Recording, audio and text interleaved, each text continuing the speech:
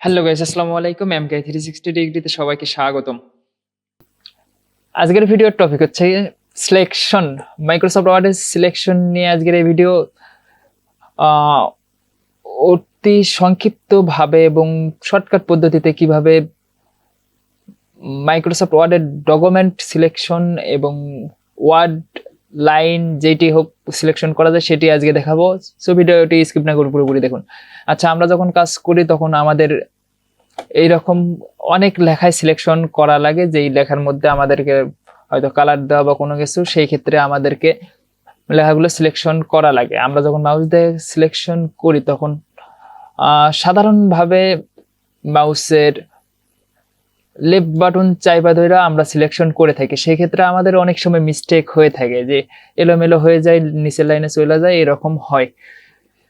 আমরা যদি ওইটা ওইভাবে না কইরা আমরা যদি যেই জায়গাটুকু আমাদের সিলেকশন করা লাগবে, আচ্ছা যদি আমাদের হাউ এটি সিলেকশন করা লাগে, এটাতে যদি ডাবল ক্লিক করি তাহলে এটি সিলেকশন হয়ে যাবে। আবার যদি বিকজ বিকজ এইটি যদি সিলেকশন করা লাগে, এটাতে ডাবল ক্লিক করলে এটি সিলেকশন হয়ে যাবে। এই একই কাজ যদি আমরা কিবোর্ড দ্বারা করতে চাই, কিবোর্ড দ্বারা করার জন্য আমরা প্রথমত লেখাটির সামনে অথবা পিছনে যেটি যে কোনো জায়গায় রাইখা আমরা যদি কিবোর্ড থেকে শিফটের সঙ্গে লেফট অ্যারো কি যদি সামনে রেখে থাকি তাহলে রাইট অ্যারো কি, এবং পিছনে রেখে থাকলে লেফট অ্যারো কি ব্যবহার করে আমরা অনেক সহজে সিলেকশনটি করতে পারি। একটা একটা করে অক্ষর আমাদের সিলেকশন হবে।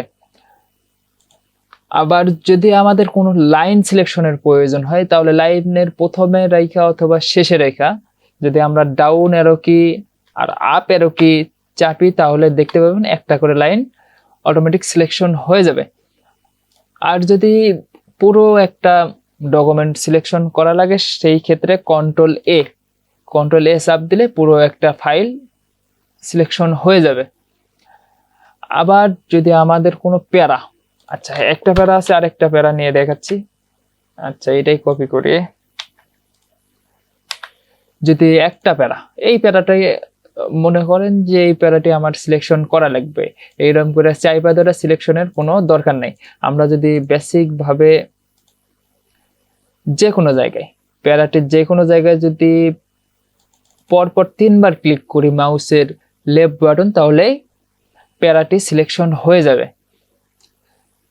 সো ভিডিওটি ভালো লেগে থাকলে একটা লাইক, একটা কমেন্ট, একটা শেয়ার করবেন এবং এরকম আরো আপডেট কাজ শিখতে চাইলে চ্যানেলটিকে সাবস্ক্রাইব করে রাখুন। ধন্যবাদ।